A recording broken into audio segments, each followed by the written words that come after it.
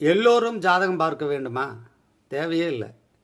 அவங்கவங்களுடைய 1, 5, 9ஆம் அதிபதிகள் வலுப்பெற்றிருந்தால் அவர்கள் ஓரளவுக்கு இந்த ஜாதகத்தை நம்பி உரிய ஆசிரியர் பெருமகனார் இடத்துல கேட்டு அல்லது குருவினிடத்தில் கேட்டு தெரிஞ்சுக்குவாங்க.